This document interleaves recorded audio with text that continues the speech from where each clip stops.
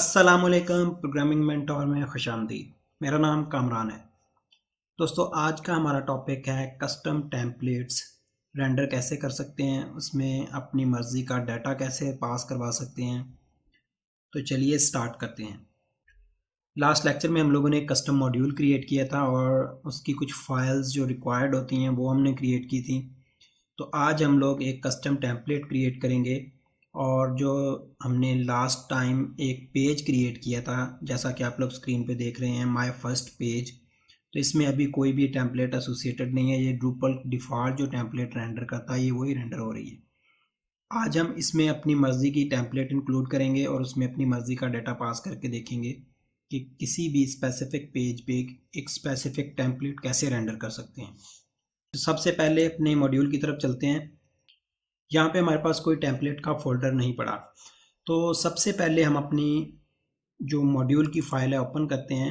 इसमें हमें अभी कोई भी कोड नहीं लिखा हुआ। मॉड्यूल की फ़ाइल में हमने अपनी जो टेम्पलेट्स को अल्टर करना है, किसी भी फॉर्म को अल्टर करना है, नई टेम्पलेट एसोसिएट करवानी है या कोई नई लाइब्रेरीज अटैच करवानी है, तो इस तरह का जो भी काम होगा वो हम अपनी मॉड्यूल की फ़ाइल में लिखेंगे। और कोई भी कस्टम फंक्शन जो हमें रिक्वायर्ड होगा ड्यूरिंग डेवलपमेंट वो हम अपनी मॉड्यूल की फ़ाइल में लिख सकते हैं और देन उसको आगे यूज़ कर सकते हैं। तो सबसे पहले हमने यहाँ पे अपनी टेम्पलेट को रजिस्टर करवाना है। उसके लिए हम लोग यहाँ पे जाते हैं और हुक थीम लिखते हैं ड्रूपल 8 के लिए। तो यहाँ पे हमारे पास एक सर्च की लिस्ट है जिसमें हम सबसे पहला लिंक ओपन कर लेते हैं, create custom tweak template. Drupal की ऑफिशियल साइट पे ये इसकी डॉक्यूमेंटेशन मेंशन की हुई है और यहाँ पे स्टेप बाय स्टेप उन्होंने बताया हुआ है। तो हमने सिंपली यहाँ पे ये वाला कोड कॉपी कर लेना है, बिकॉज ये थीम की हुक को यूज़ करते हुए उन्होंने एक उसका जो पैटर्न होता है वो बताया हुआ है कि उसको कैसे यूज़ कर सकते हैं। और यहाँ पे आप लोग देख रहे हैं कि हमारे पास कुछ पैरामीटर्स हैं जो कि हमने यूज़ करने होते हैं और इसी तरह टेम्पलेट का नेम है। सबसे पहले हमने जो काम करना है वो ये होता है कि आपने अपने मॉड्यूल का जो नेम है वही नेम आपने कॉपी करके और थीम की हुक से पहले जो है ना वो आपने अपने मॉड्यूल का नेम लगाना है। तो जो हुक का वर्ड होता है उसको हमने रिप्लेस करना होता है अपने मॉड्यूल के नेम से। यहाँ पे हमारे पास अब ये नेम हमने रिप्लेस कर दिया है। अंदर इसके रिटर्न एक अरे हो रही है जिसमें तमाम टेम्पलेट्स जो हम यहाँ पे क्रिएट करेंगे वो सारी मेंशन करनी होती हैं। अभी हम चूँकि एक टेम्पलेट बनाने जा रहे हैं किसी एक पेज के लिए, तो सिंपली जो टेम्पलेट का एक्चुअल नेम है आपने वो यहाँ पे प्लेस करना है एक्सटेंशन के अलावा। लाइक फॉर एग्जांपल, अगर आपकी पेज का टेम्पलेट नेम है my template dot H T M L dot twig, तो आपने dot H T M L dot twig को छोड़ के बाकी का जो नेम है वो यहाँ पे रिप्लेस करना है। तो मैं यहाँ पे अपनी टेम्पलेट का भी नेम रखने लगा हूँ माई डैश टेम्पलेट, और इसमें हमारे पास ये एक वेरिएबल्स का सेक्शन होता है। ये वो वाले वेरिएबल्स हैं जो हमने अपनी टेम्पलेट को भेजने होते हैं। फॉर एग्ज़ाम्पल, मैंने अभी क्योंकि कस्टम टेम्पलेट बना रहा हूँ तो मुझे अपनी टेम्पलेट को डाटा पास करना है। उस केस में मैंने यहाँ पे वेरिएबल्स को लिस्ट करवाना है। अगर मैं यहाँ पे वेरिएबल्स का नाम नहीं मेंशन करूँगा तो मैं अपनी टेम्पलेट को डाटा पास नहीं कर सकता। तो यहाँ पे फॉर एग्ज़ाम्पल मैं एक नेम रख देता हूँ अपने डेटा, और इसको मैं नल कर देता हूँ।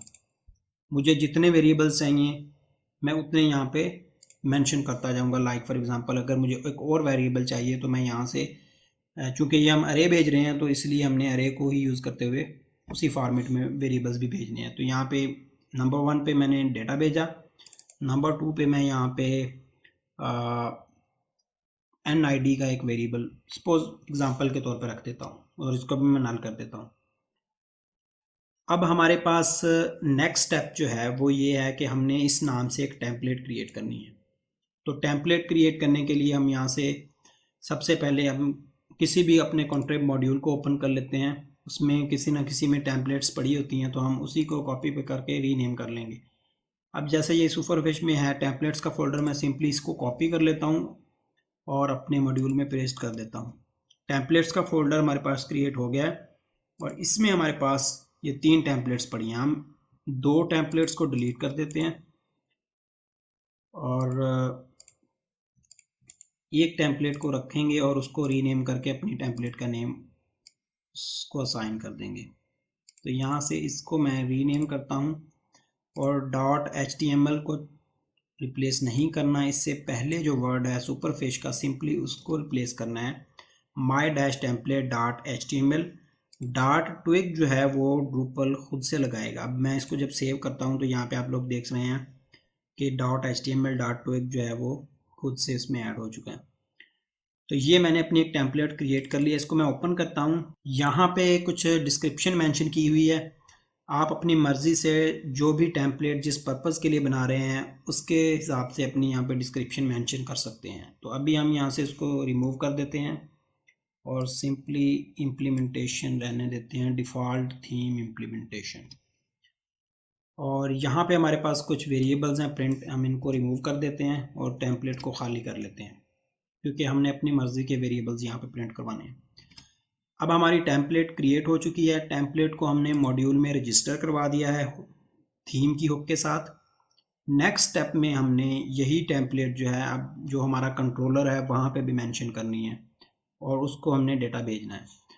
हमने अपने लास्ट लेक्चर में एक कंट्रोलर क्रिएट किया था, टेस्टिंग कंट्रोलर, और इसको हमने हेलो ड्रूपल भेजा था जो कि यहाँ पे हमारे पेज पे प्रिंट हो रहा है हेलो ड्रूपल। और यही हमारा जो पेज है इसी को हम अभी वो टेम्पलेट असाइन कर रहे हैं। सिंपली वापस जाते हैं और अपने कंट्रोलर में आएंगे। यहाँ पे लिस्टिंग का मेथड है। यहाँ पे हमने वो वाला जो वेरिएबल क्रिएट किया था डेटा का वेरिएबल, वो वेरिएबल हमने यहाँ पे पास करना है डेटा, और देन उसमें हमने भेजना है डाटा जो है वो हेलो वर्ड ड्रूपल, वही डाटा जो है वो हम स्टैटिक ही भेजेंगे।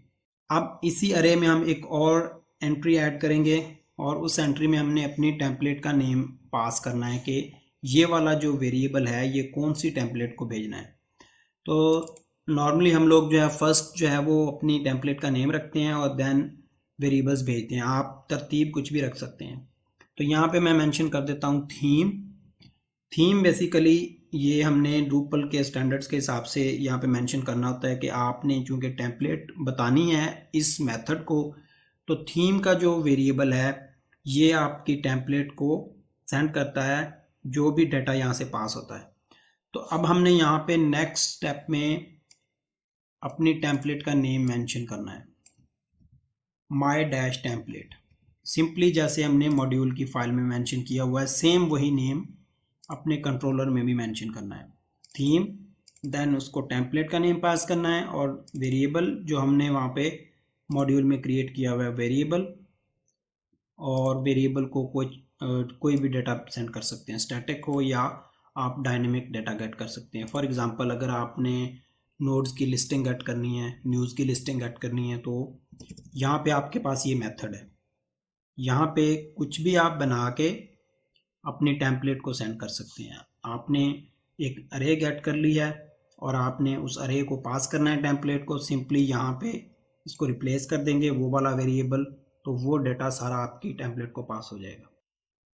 अब हम वापस जाते हैं और अपनी टेम्पलेट को रीलोड करना है। सबसे पहले हम कैशे क्लियर कर लेते हैं एक दफ़ा।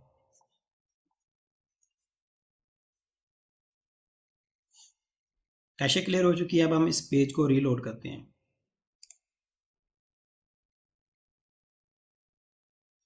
जी हाँ, अब हमारी टेम्पलेट रजिस्टर हो चुकी है बिकॉज यहाँ से जो डाटा है वो रिमूव हो चुका है क्योंकि हमने जो टेम्पलेट क्रिएट की थी वो एम्प्टी है।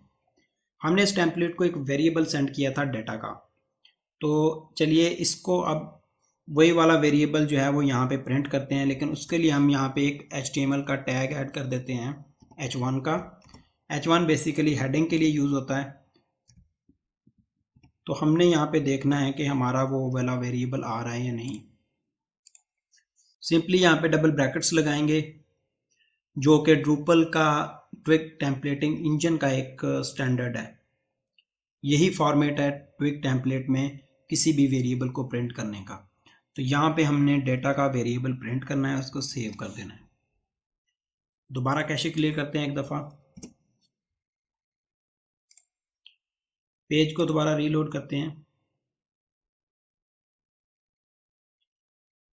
यहाँ पे आप लोग देख रहे हैं कि हमारा हेलो वर्ल्ड वापस प्रिंट हो चुका है, लेकिन इस दफ़ा ये थोड़ा बोल्ड फॉर्मेट में है बिकॉज हमने वहाँ पे H1 का टैग लगाया।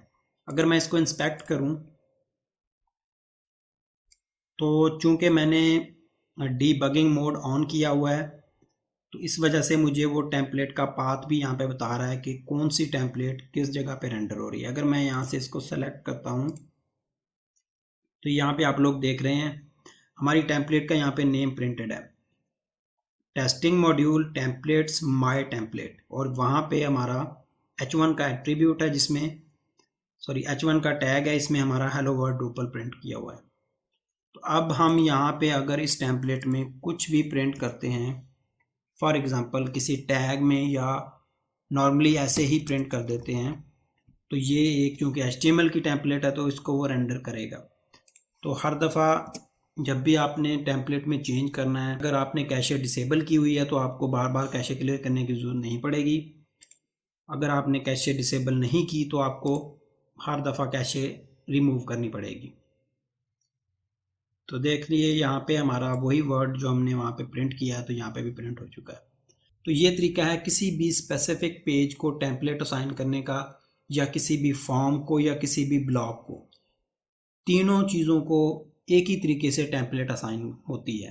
सिंपली नाम आपने रजिस्टर करना है थीम की हुक में, देन आपने उसी टेम्पलेट का नेम कंट्रोलर में, या अगर ब्लॉक है तो ब्लॉक के कंट्रोलर में, या अगर फॉर्म है तो फॉर्म के कंट्रोलर में वो चीज़ सारी मेंशन करनी है। जिस तरह अभी हमने यहाँ पे मेंशन किया था तो वो आपकी टेम्पलेट रजिस्टर हो जाएगी। इसके बाद कैशे क्लियर करें, पेज रीलोड करें तो आपकी टेम्पलेट वर्किंग मोड में होगी। अपने नेक्स्ट लेक्चर में हम लोग एक कस्टम ब्लॉक क्रिएट करेंगे, कस्टम ब्लॉक को फिर टेम्पलेट असाइन करेंगे और उसमें हम डाटा जो है वो डायनामिकली गेट करके पास करेंगे। अभी तो हमने इस पेज को स्टैटिक डाटा पास किया है, लेकिन नेक्स्ट जो हमारा ब्लॉक होगा उसको हम डायनेमिक डाटा पास करेंगे और फिर उसको किसी जगह पे रीजन में प्लेस करके देखेंगे। अगर वीडियो अच्छी लगे तो लाइक कीजिए, शेयर कीजिए, चैनल को सब्सक्राइब कीजिए ताकि आने वाली वीडियोज़ की नोटिफिकेशन आपको बर वक्त मिल सके। Thank you.